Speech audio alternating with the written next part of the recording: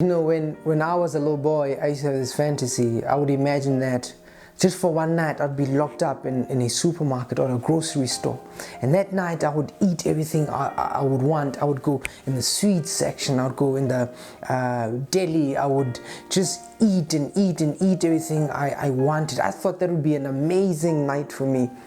And then when I grew up, I realized that, hang on, but my stomach can only take on so much food. I don't have an appetite to consume everything, you know. And I think that's kind of the mentality that some of us went into this lockdown. People thought, you know, for 21 days I'm going to be in a house with this person that I love, and we're going to have this awesome time. We're going to have these wonderful conversations. We're going to talk because we can't go anywhere. We can sit and just discuss all these meaningful things. But then I think people realize that, you know, when you spend a lot of time with somebody you love, instead of enjoying that time, it can be a bit of a painful thing or a frustrating situation, because having too much of a good thing can be a problem. It's one of the ideas that Esther Perel discusses in her book. I think it's in Mating in Captivity, where she explores the question, can you want what you have? Do people in long-term relationships still have the fire? And she found that, you know, in long-term relationships, intimacy grows, but the passion dies, because passion requires distance. But then what do we do in the situation that we are in when we are locked in these four walls with people we love? And we thought it might be a wonderful time, and we find that now we are fighting about everything, that everything is an issue, that we are fighting about the phones, we are fighting about not communicating with each other, that people are struggling to communicate in this interesting time in the world. So I thought to make a video and to help us with a few ideas about how to have conflict in a way that is helpful. So I'll start with this.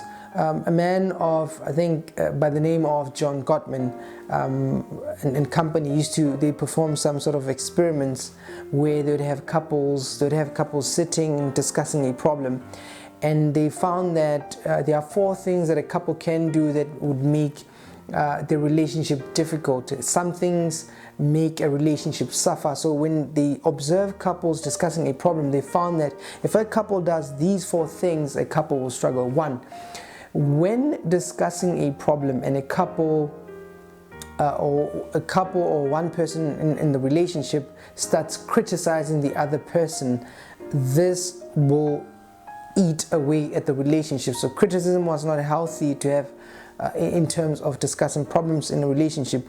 Two, if a couple was discussing a problem and the other person or both of them showed some contempt in the relationship, that would eat at their relationship.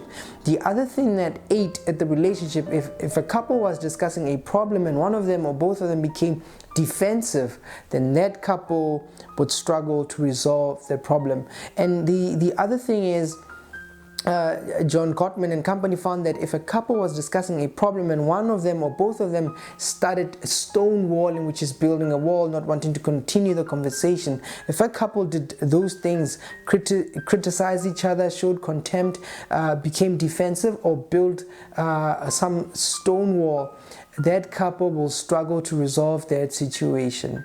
And so those are what they call the four horsemen of divorce. People who do those things then negatively impact on their relationship. And it's something you also observe in clinical practice. You know, when you see couples coming in for therapy and you observe how they interact, and you normally find that there's a dance that a couple does. So the one will pursue.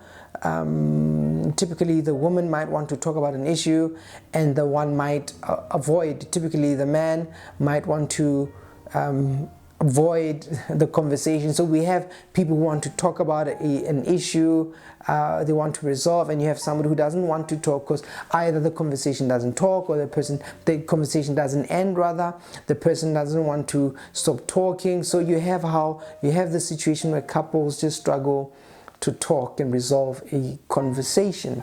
So what helps? I think a couple of things will help a couple discuss a problem. So one, if a couple realizes that, there are different perspectives when it comes to seeing things. People come from different backgrounds, people have different ideas, people have different worldviews. So when we see an issue, one person could be coming from one angle and another person could be coming from a different angle. So if we can recognize that when there's an issue, that there are different ways of looking at it, and so we'd be patient enough to let the other person explain themselves, or we want to understand how the other person views this issue. So I think if a couple can start doing that, I think a couple would be better poised or positioned to resolve a problem, to understand there are different perspectives to seeing a problem, which links to the second thing that a couple can do, is to first seek to understand.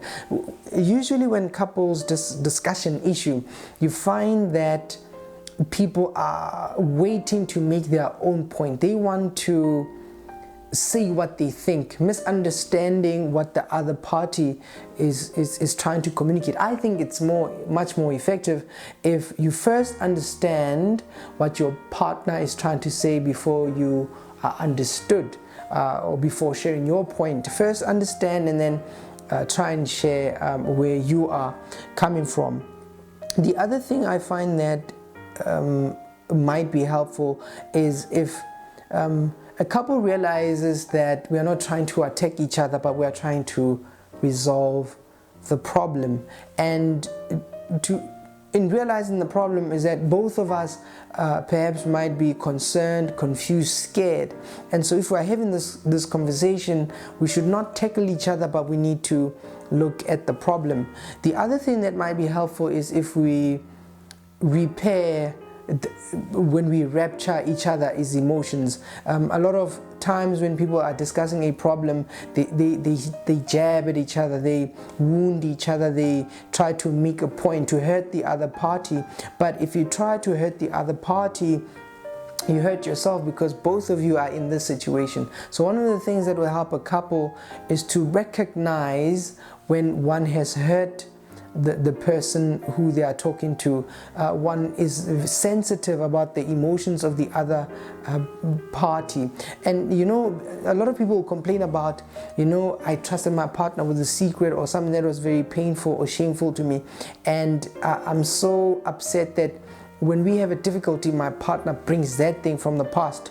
If you get in the habit of using your partner's past against them, they will not tell you anything. They'll start keeping secrets from you. So we have to be sensitive about each other's emotions, and sometimes we forget that human beings are emotional creatures. So what will also help is to realize that in relationships, human beings are emotional creatures. So if you are talking to somebody and you don't pay attention to how they feel, and you're just shooting out facts, and you're trying to be all logical and reasoning and not dealing with how they feel, it's going to be very difficult to finish that conversation. So one of the things that will help a couple discuss a problem is to pay attention to how their partner is feeling, to reflect those emotions and to deal with those emotions. And then we can bring in, so what do we do? The reasoning, the structure. We need to deal with how people are feeling.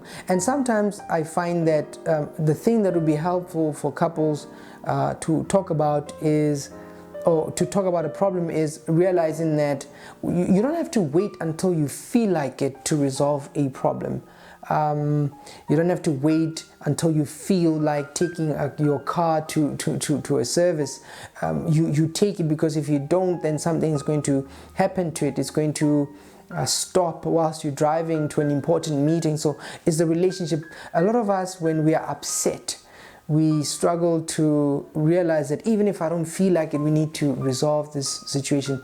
It's better to have a million fights than one fight that separates us. So whilst we are in our confined spaces, we would do well to be sensitive with each other and to help each other talk more effectively when we're trying to resolve our problems.